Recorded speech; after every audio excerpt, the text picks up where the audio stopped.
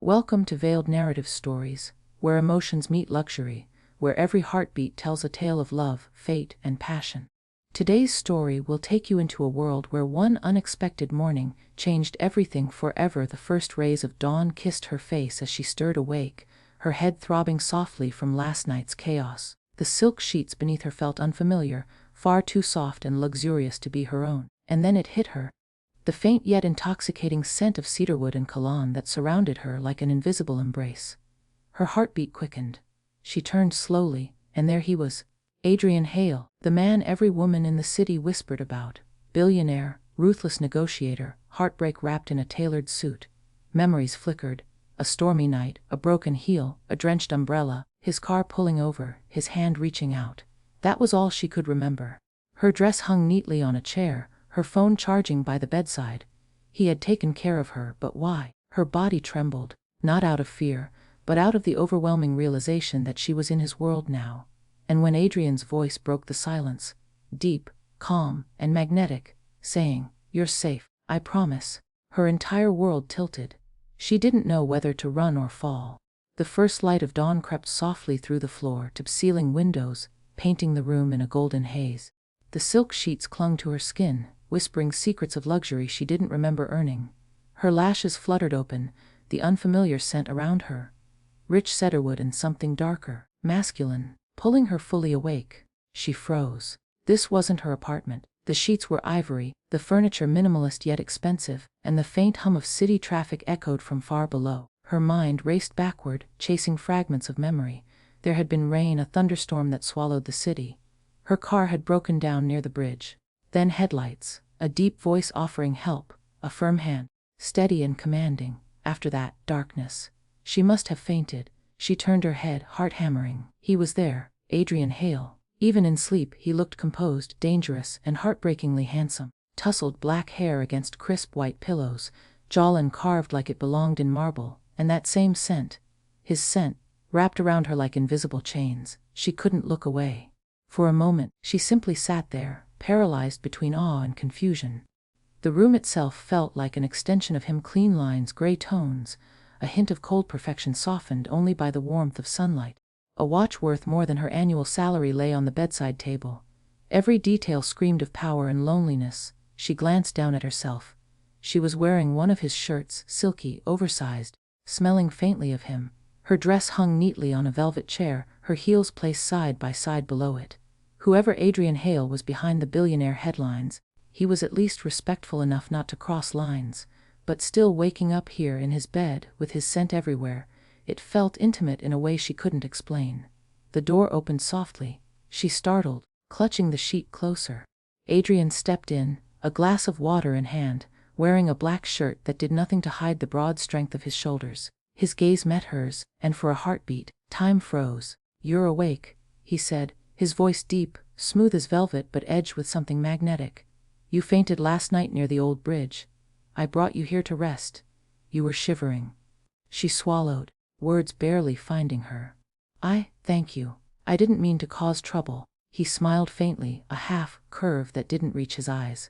"You didn't, but you scared me for a moment." That word, me, hit differently. Billionaires didn't get scared. Not by strangers, not by fate. Yet here he was, sitting on the edge of the bed like a man who'd seen too much and felt too little, until her. "I should go," she murmured, standing quickly, her bare feet brushing against the cold marble floor. Adrian stood too, his height casting a shadow that reached her before he did. "At least have breakfast first," he said softly. "I had the chef prepare something light. You haven't eaten since last night." His tone wasn't commanding, it was considerate. Still, it carried the kind of confidence that made refusal difficult. Her eyes flickered up to meet his. There was no arrogance there, no smirk, just quiet sincerity. She nodded reluctantly. "All right for a few minutes." He stepped aside, letting her pass, but as she moved by him, the faint brush of his sleeve against her arm sent a current of warmth through her veins. That scent again. Sharp, addictive, dangerously comforting. At the breakfast table, sunlight danced over crystal glasses and silver cutlery. He poured her coffee himself. No staff, no noise. Just the two of them in a silence that somehow felt more intimate than words. "So you just bring random strangers home when it rains?" She teased lightly, trying to break the tension. he chuckled, low and genuine. Only the ones who refuse to ask for help but clearly need it. Her lips curved despite herself. There was something about him that disarmed her. A balance of dominance and gentleness, control and chaos. She'd read about men like him but never believed they existed. "Thank you, Adrian," she said softly, her tone sincere now. He met her eyes, and for a fleeting second, she thought she saw something vulnerable behind his calm exterior. "You don't have to thank me. Just be careful next time." After breakfast, as he offered to drop her home, she found herself hesitating. A part of her wanted to stay, to understand why this stranger's presence felt like deja vu, like fate brushing against her life. When they reached her apartment, she turned to him. "You didn't have to go through all this trouble for me." He looked at her for a long moment before replying, "Some things don't need reasons." And just like that, he was gone. But that night, as she lay in her own bed, her mind wouldn't rest. The faint trace of his scent still lingered on her skin. Every breath reminded her of his warmth, his quiet concern, and the way his gaze had made her feel seen. Completely, devastatingly seen. She didn't know it yet, but that morning was only the beginning.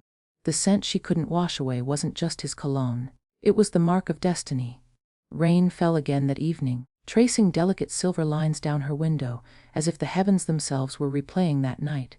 She had returned to her world, small, quiet, and predictable, yet her mind refused to obey her heart's command to forget.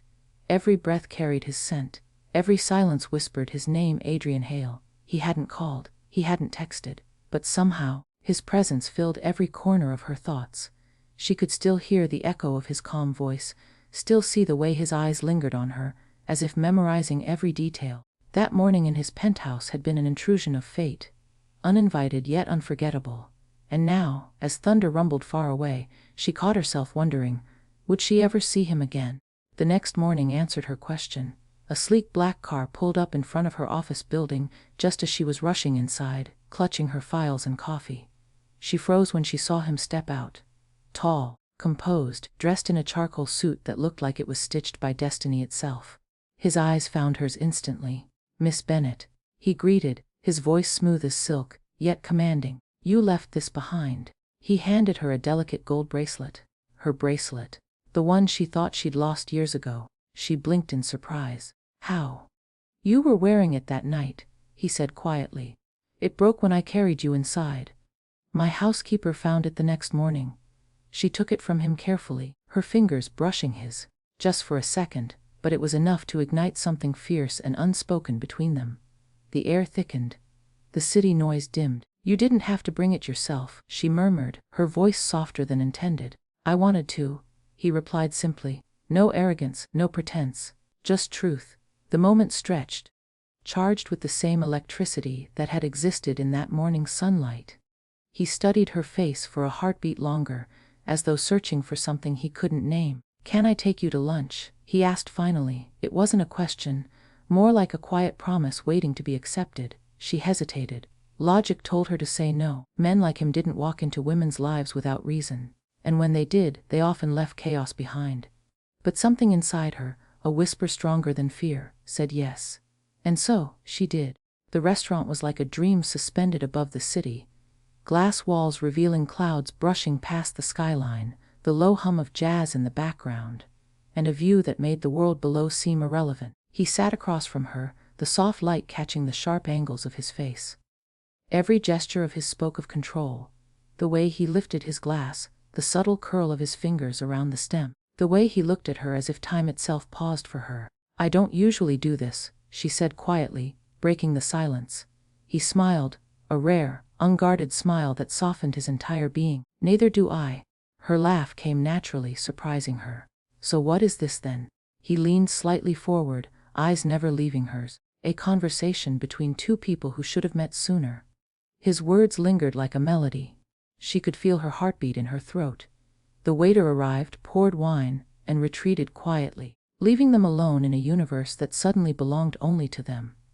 As they talked, she discovered he wasn't the cold tycoon the tabloids described.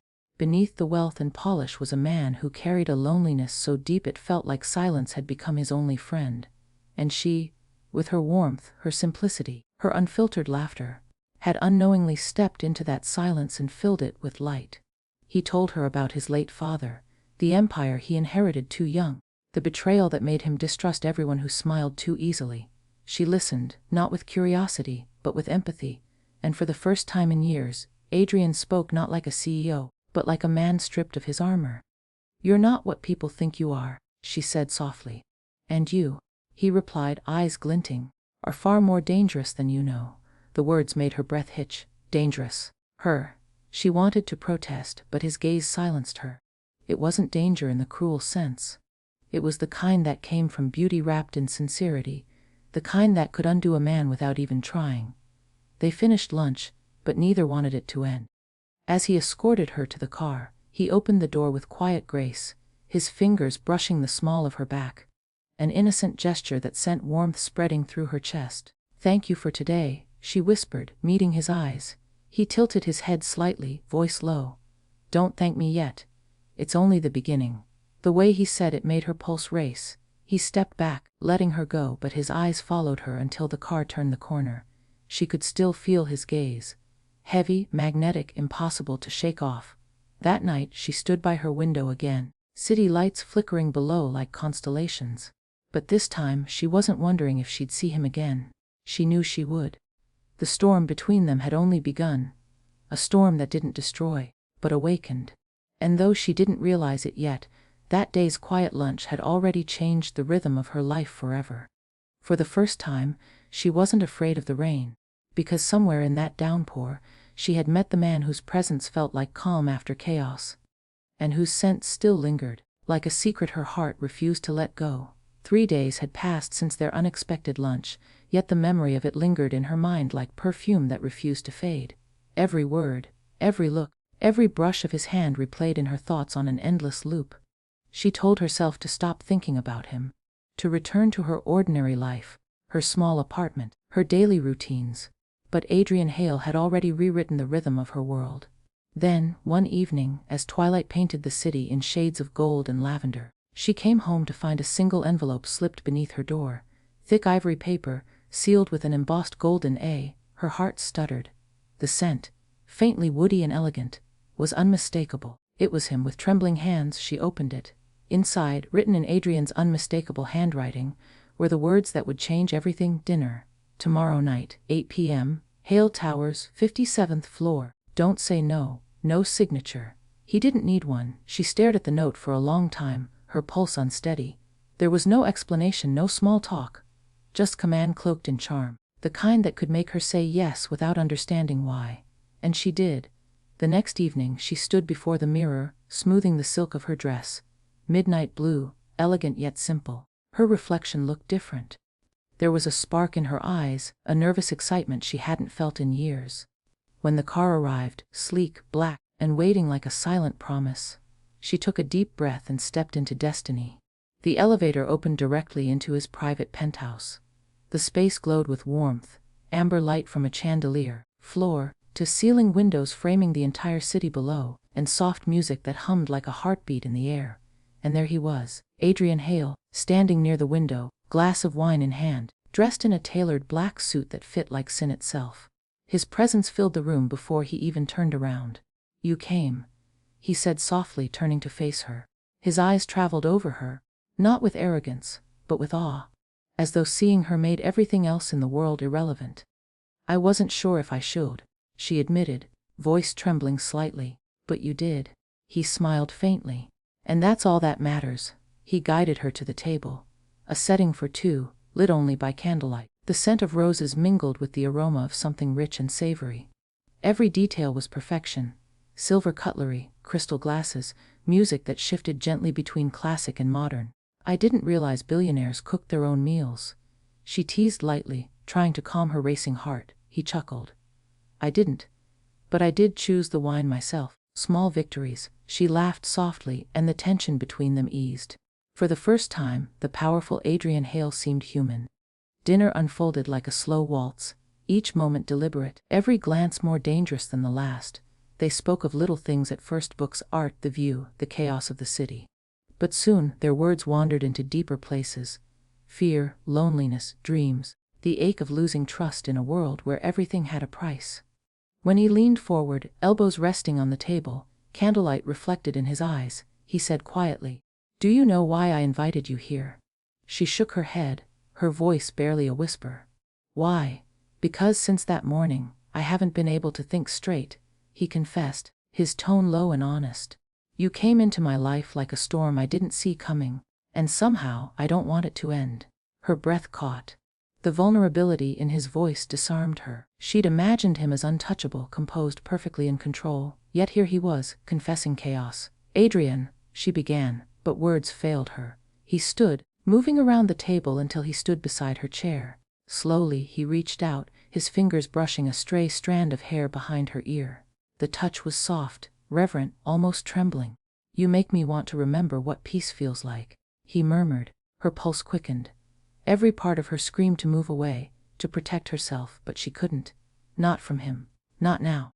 "Maybe you've just forgotten what happiness looks like," she whispered.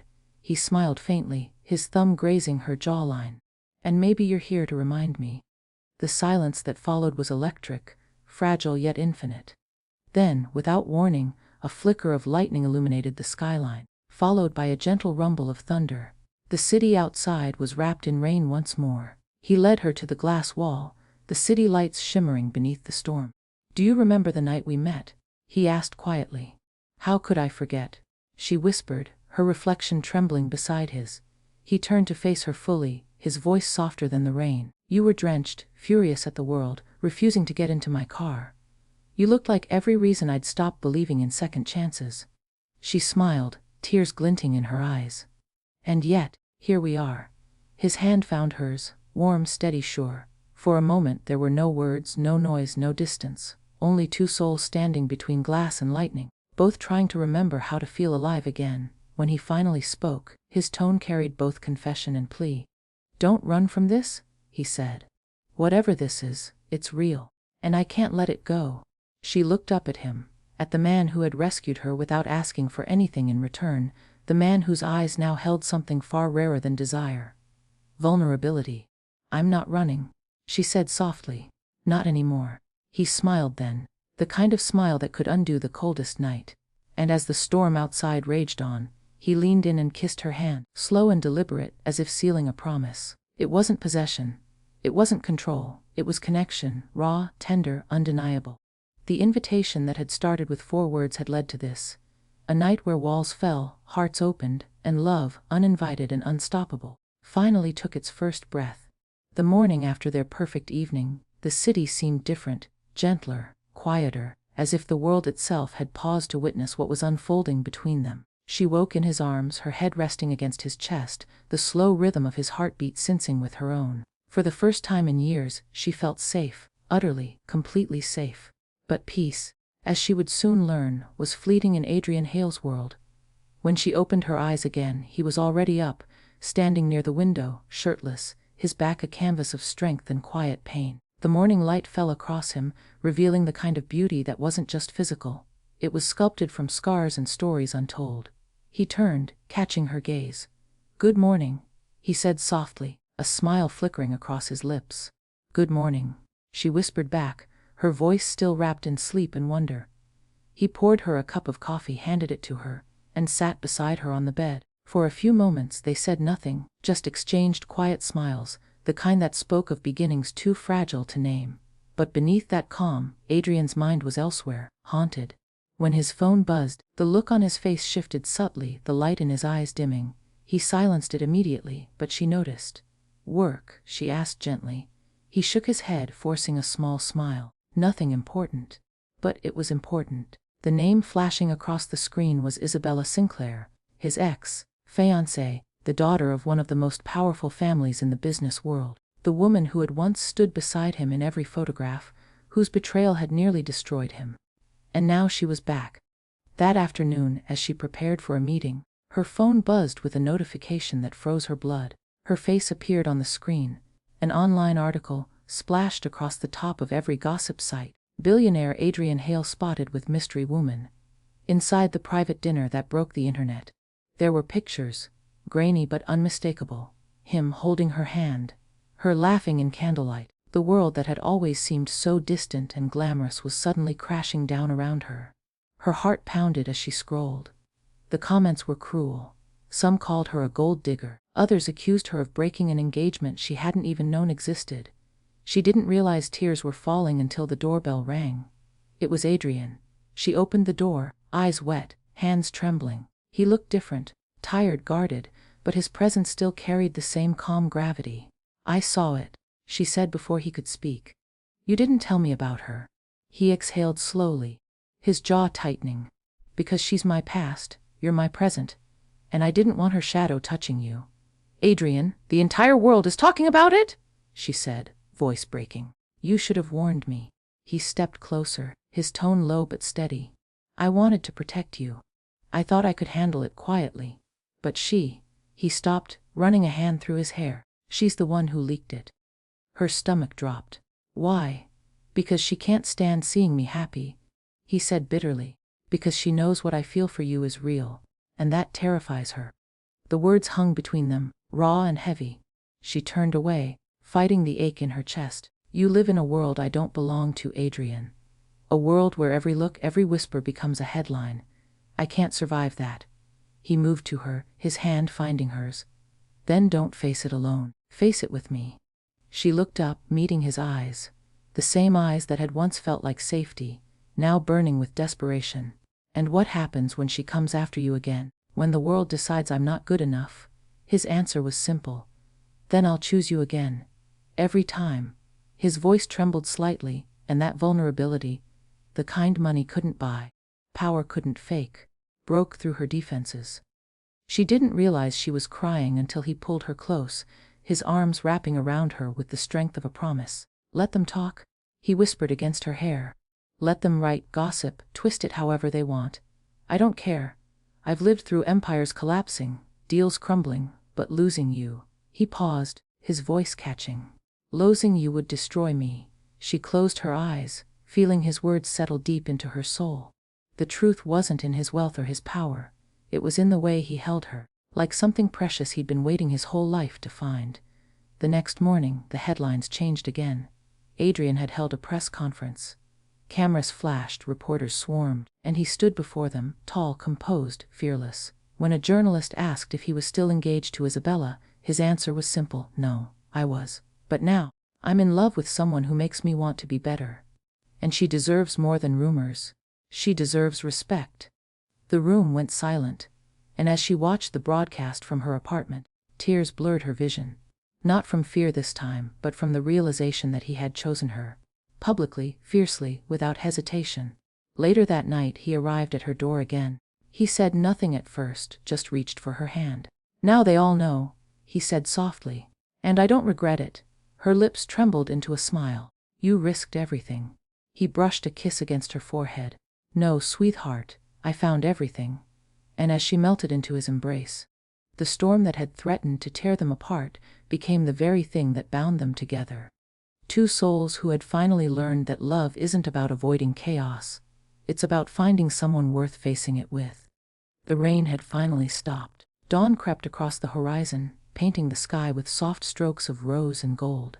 The city outside still slept, but inside Adrian Hale's penthouse, time had slowed to something gentle, something sacred. She woke to the warmth of sunlight streaming across the sheets and the sound of his steady breathing beside her. For a moment, she didn't move. She simply lay there, her cheek resting against his chest, listening to the quiet rhythm of his heartbeat, strong, certain, alive. That sound was no longer a stranger's, it was home. Her fingers traced the faint line of a scar on his skin, a silent reminder of the battles he had fought long before she knew him. In the golden light, he looked peaceful, his arm draped over her waist in a possessive yet tender embrace. She smiled softly. The same man who once terrified boardrooms now slept like a child, his guard finally down. She remembered every moment that had led them here. The storm, the scent of cedar and rain, the chaos of the tabloids, the public declaration that shook the city. And through it all, one truth had remained constant: he had never let her go. As she stirred, his hold on her tightened. "Don't move yet," he murmured, his voice still thick with sleep. "I'm not ready to wake up without you." Her heart melted. "You sound like someone who's been dreaming." He opened his eyes then. Those deep gray eyes that once looked cold and unreachable, now softened by love. I am, he said simply. You're the dream I didn't think I deserved. She laughed quietly, brushing her lips against his collarbone. You're quite the romantic for a man who claims not to believe in happy endings. He smiled faintly, turning toward her. That's because I stopped believing in endings the moment you walked into my life. There was something about the way he said it. No pretense, no charm, just pure truth. Her eyes shimmered as he lifted her chin, his thumb brushing over her lower lip. The kiss that followed was slow, unhurried, deep, the kind of kiss that didn't demand but promised. It wasn't just passion, it was peace. When they finally pulled apart, she rested her forehead against his. Do you realize how much you've changed?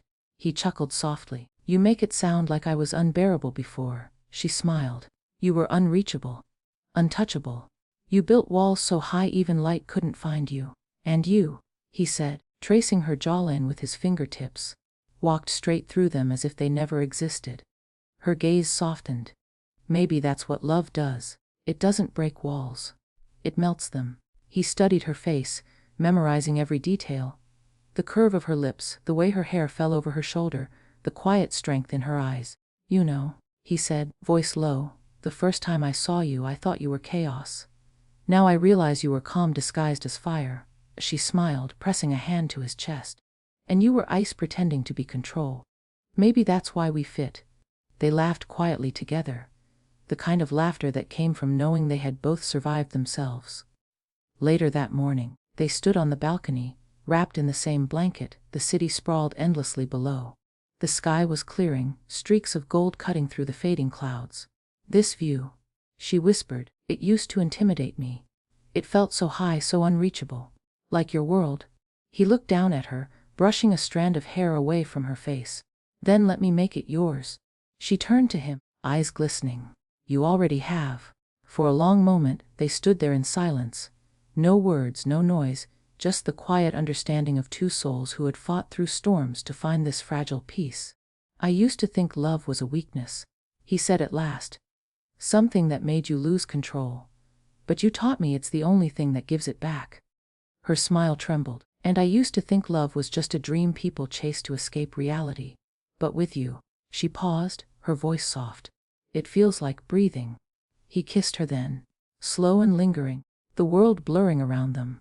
When they parted, she whispered against his lips, so what happens now? He smiled. Now, we build something that lasts longer than headlines. Something that no scandal, no storm, no past can touch. Her heart swelled. Forever. He brushed his thumb over her ring finger. Bare for now, but not for long. Forever, he promised, and not a day less. That night, as twilight descended once more, she lay beside him again. This time not as a stranger who had woken in his bed, but as the woman who belonged there. The same scent that once startled her now felt like comfort. The same bed that once felt foreign now felt like destiny. And as the city lights flickered far below, she whispered into the quiet. You know I never thanked you. He smiled sleepily. For what?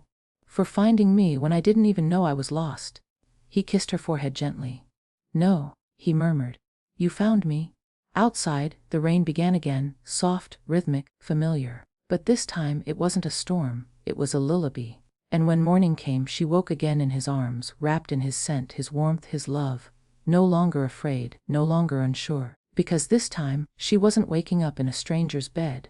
She was waking up in forever.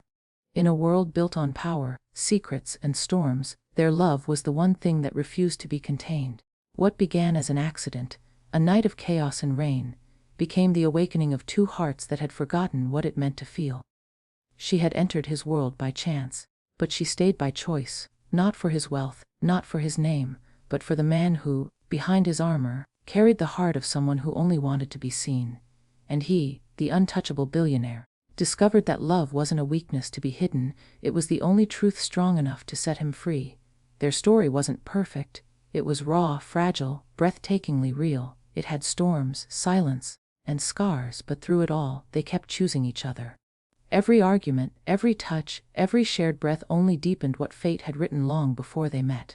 And so, when she woke in his arms that final morning, the air filled with his scent, the sunlight kissing their faces, she realized something beautiful. Love doesn't always arrive with clarity or reason. Sometimes it walks in drenched in rain, unexpected and uninvited, and stays to rebuild what life once shattered. He wasn't her savior. She wasn't his redemption. They were each other's peace. Two souls who had wandered through storms just to find the quiet in one another's heartbeat.